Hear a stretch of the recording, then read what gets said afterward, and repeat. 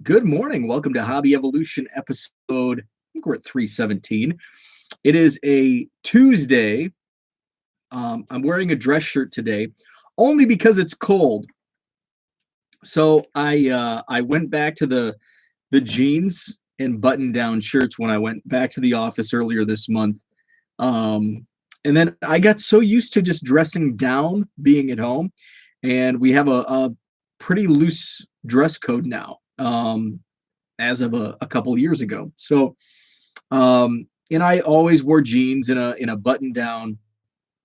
Every once in a while, I would wear shorts on a Friday, but I got so used to just bumming around, working from home, that I'm like, hey, I'm gonna take advantage. I'm gonna keep wearing shorts. So I've been wearing shorts and a polo, and so our old office we moved actually right before the pandemic. So I only spent like a month at our new office, um, and it's much warmer than our old office. Our old office, the air conditioner was freaking cranked, and it seemed like there was always a vent right above me. So I would always wear like jeans and a long sleeve shirt, even on 100-degree days, because it was so cold in the office. What's up, Brad? What's up, Herman? So now in our new office, it's 9 floors, and our office is three sides, all windows on three sides. Well, no, two sides, all windows, but a lot of windows. Um, Sun kind of beats in because it's an east facing long room. So the sun beats in the morning when I'm drinking coffee. So it's warm in there, and especially on the hot days like the last couple of weeks, it's pretty warm. So it's comfortable wearing shorts and a polo.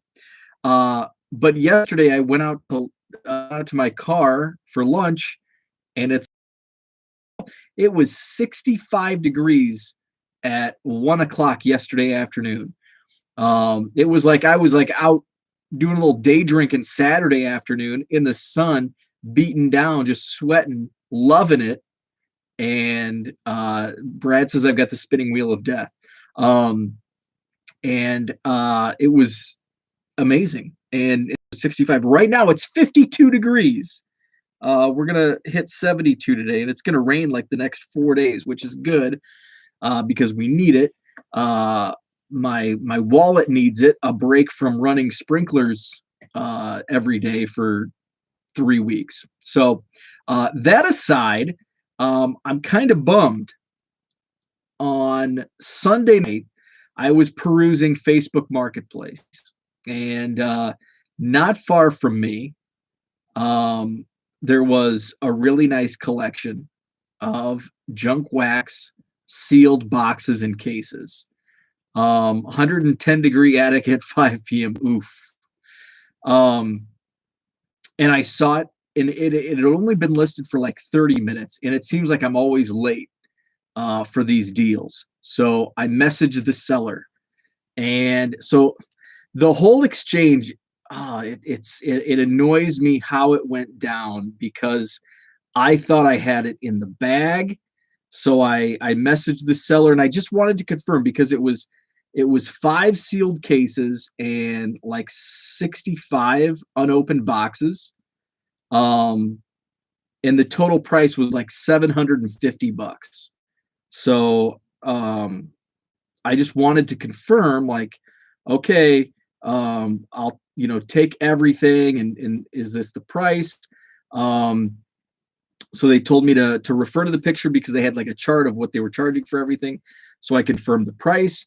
It was $745. I said I will take it all. Can I pick up this evening? So that was yesterday when I said that. And then they throw in like a qualifier. Oh, you have to call my dad. It's his stuff. He's an older guy. It's you have my dad's number is this. He's available now. Call right away. They're going to go fast. So apparently she was getting blown up on her messages. So I was at work. This was yesterday morning. I stepped out of my office and called the guy, and he was on the other line. on the other line. Oh, oh, oh, slipping away. He picked up. I said, "Hey, this is Bo. I've been talking to his daughter. Um, interested in all the cards." And he goes, "I just sold them." Oh, I'm like, "Okay." I'm like, "Well, if that falls through, please call me. Have cash in hand. I will pick up. I mean, as soon as possible. I'll take the afternoon and I can pick these up today. Otherwise, this evening." So like an hour later, I get a call from his number, and I'm like, ooh, redemption. And he just wanted to confirm this was my number because I'm second in line. If the first deal falls through, he's going to call me. So, sliver of hope. I never received a call back yesterday or last night. I don't expect to, because as Brad said in the, it was a steal. So how much of a, so I posted this and I got a lot of like people saying, "Oh, you're lucky you didn't get that. That's garbage. That's junk." No, it's not. That's why these deals are still out there, because so many people think it's junk. I'm not going to open all this stuff. I have, look behind me.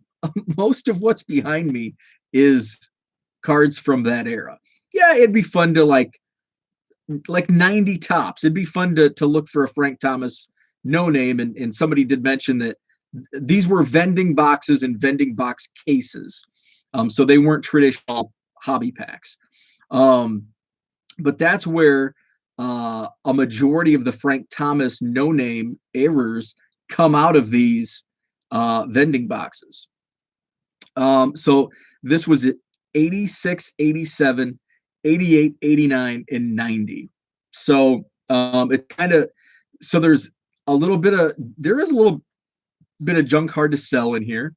88 would be difficult to move. 89, not ideal.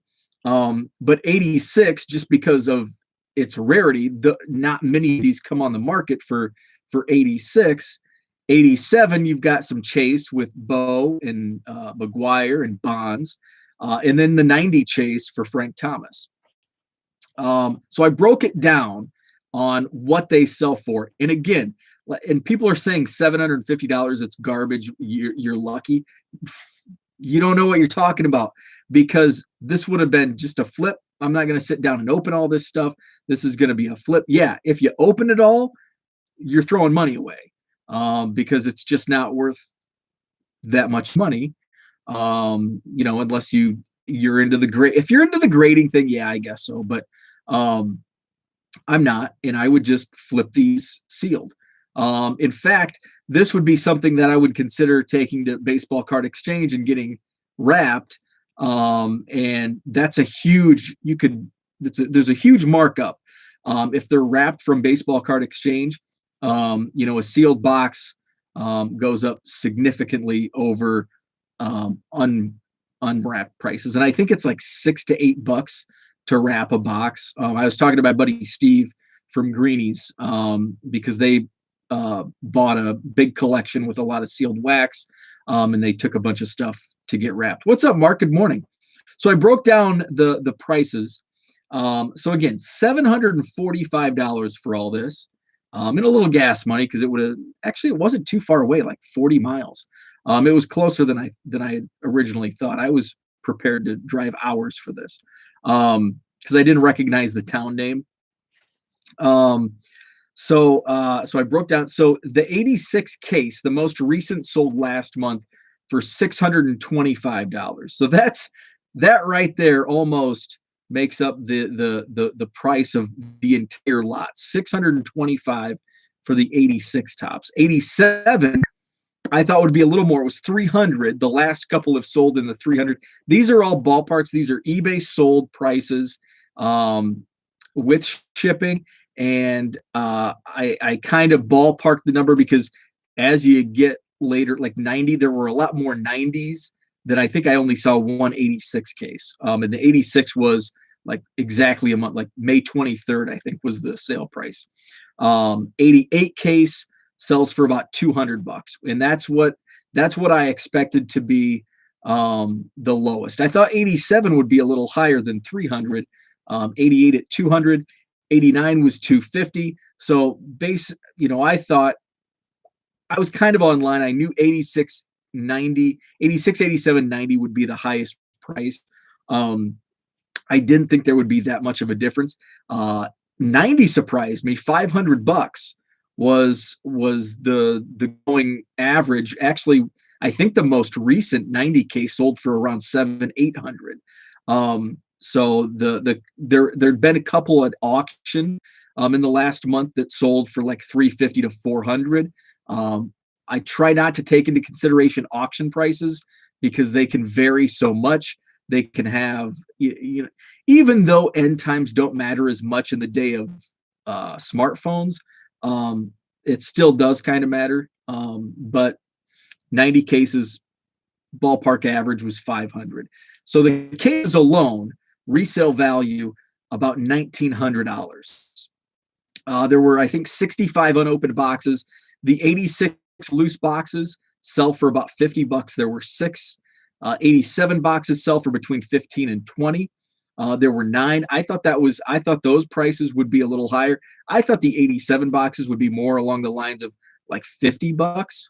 And I thought that would reflect that in case prices would be, double the 300. 88, 10 to $20. 89, 10 to $20. I was expecting those prices. 90 for around $25. So the total ballpark resale value around $1,200 on the boxes. So total resale value about $3,100 on a $745 investment. So close. So close. And take into consideration, these prices, 3,100 would have been ballpark gross sales. So that wouldn't take into account eBay fees, shipping, which, you're shipping a case, that's going to run 50 to $75. So, that number does not take into consideration those costs. However, I do have a card show, which is coming up this Saturday, the Sheraton Hotel. So this would be something I would, hope to move at card shows and in person, especially the cases. The boxes, when it comes down to like 87, 88, 89, those boxes I would feel I would get more bang for my buck selling at a show, because I could get, 87, I could probably easily move those for $20, where that would probably be my peak on eBay. And then I've got to spend $10 on shipping. I'm going to have $250 on final value fees. So my net's like $7, but I feel that I could easily move those for $20 cash at a card show. Same with some of the other ones. So that would have been the strategy, would be, I think the 90 boxes would be an eBay, probably 86, because would be a little more difficult to find buyers at a card show to fork over $50 for a box of 86. But I think 87, 88, 89 with the prices on eBay, I think I could get, max my return selling at a card show. The case ideally would be sold, in person. But again, it's hard to find buyers for this stuff at a local level. What's up, George? Could buy a couple of those juicy relics for that much. I would have taken them to the Dallas card show and sold them there. Yeah, that would have been ideal, would be selling at a card show. So, there may be a slimmer. That's what I need to be. There may be a sliver of hope that I get a call back, but I'm not expecting it. It was obviously, almost deal. They don't pop up often, and to be, it's heartbreaking. As a hobbyist, it's heartbreaking. It's rare to find sealed cases come up like that. So I have been perusing, and I mentioned, I think it was yesterday when I talked about, I've gone from being a seller to a buyer, back to being a seller, and then yesterday back to being a buyer. I'm just kind of all over the place right now. I am trying to limit my purchases just because of the national coming up. Um, I've got a card show Saturday. We're going to have the most vendors that we've had um, of from our previous two shows. Unfortunately, our other show in town went belly up. They actually had canceled like 3 months in a row for various reasons. Apparently, the hotel they're hosting at closed. So they're taking the next couple months off. So we're the only show in town, which is good and bad. I hate to see shows close up, but on the other end, um, we've got a great venue and we've had good turnouts, so we can continue to build that. Mark's not hitting the national. Spend away. So yeah, looking forward to the national.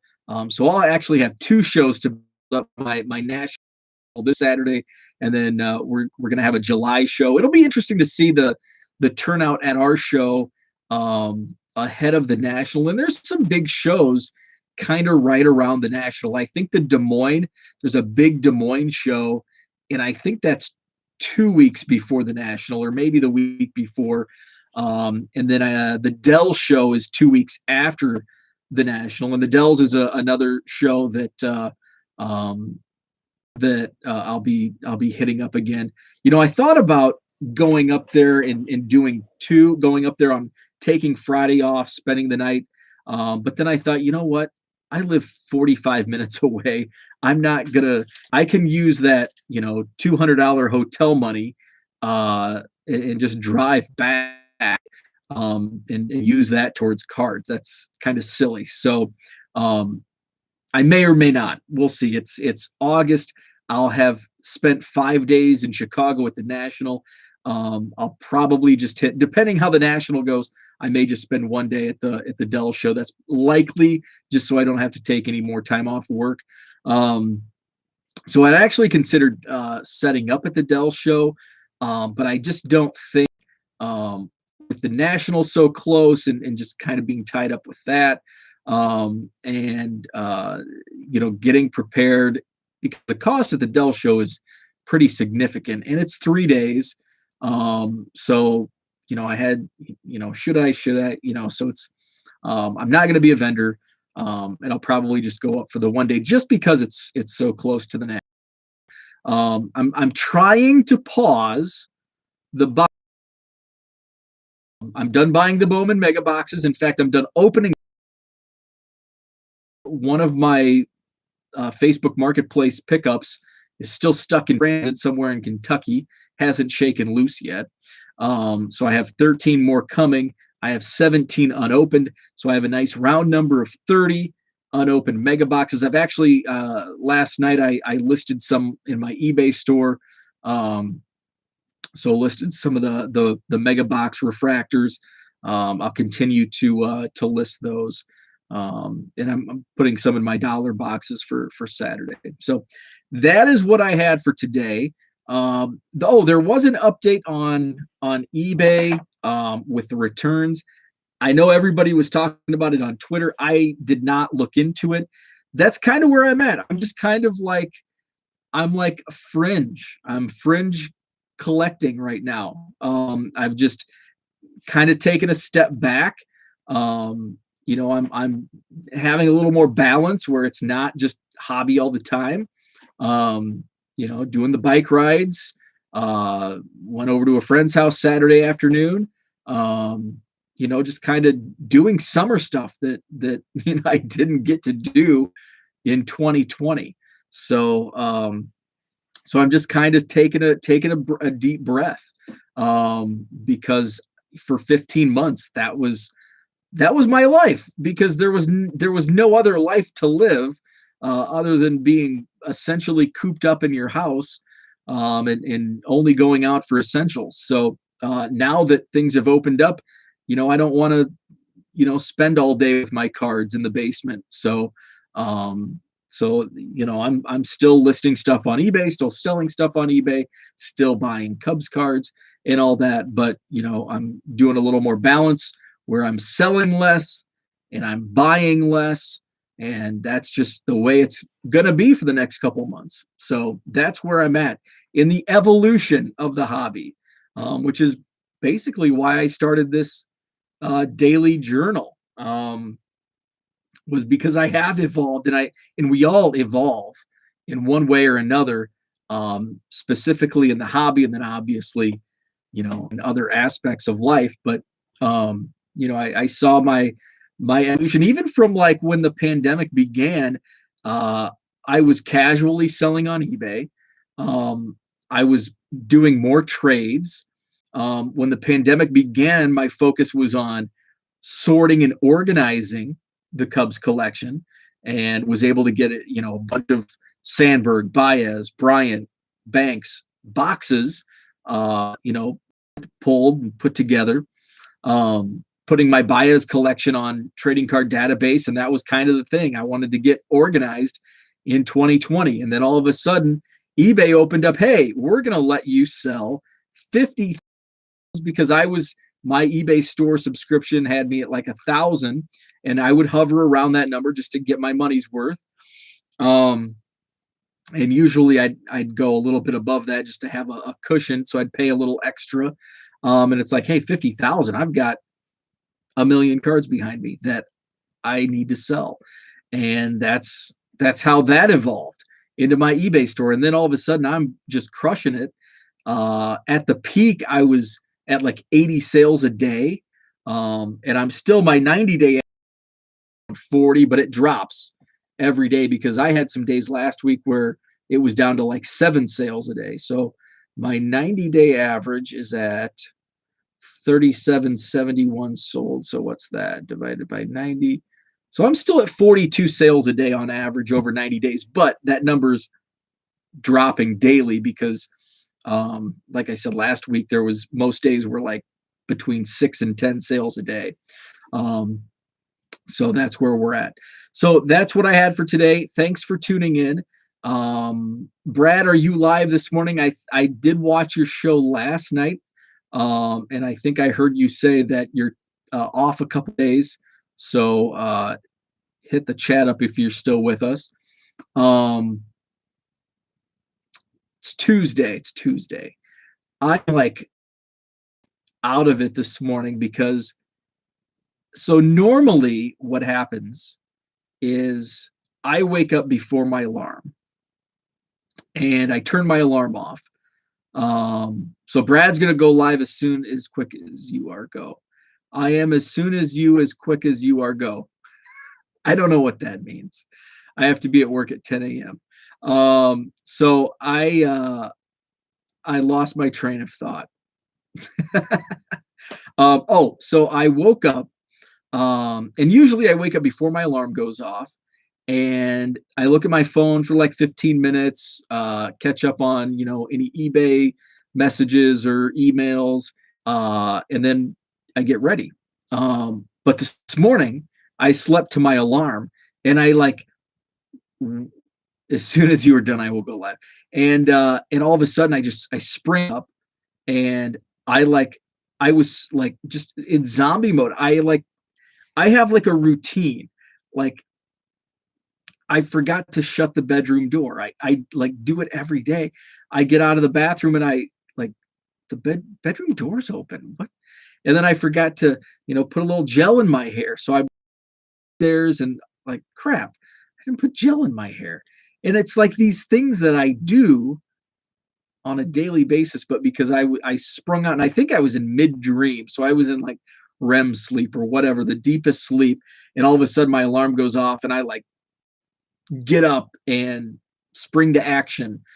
And like my body is awake and knows, but like part of my brain is still mentally sleeping. And it's like, okay, we're a little slow. Give us some time, pour some coffee in your gullet. Let's go. So that's what I had for today. Thanks for tuning in. Brad is coming up next. Zach is late. I'm signing off. Brad's going to go live here earlier than normal, so check him out. He's going next on the Texas Card Channel. Have a great Tuesday, and we may talk tomorrow. It kind of depends. I'm kind of running out of topics to talk about. So um in the hobby, so I don't have as many talking points. So I may or may not go live tomorrow morning. Just kind of depends on what comes to mind. So I'll let you know on Twitter. Have a great Tuesday. Check out Brad. He's next. Have a great day.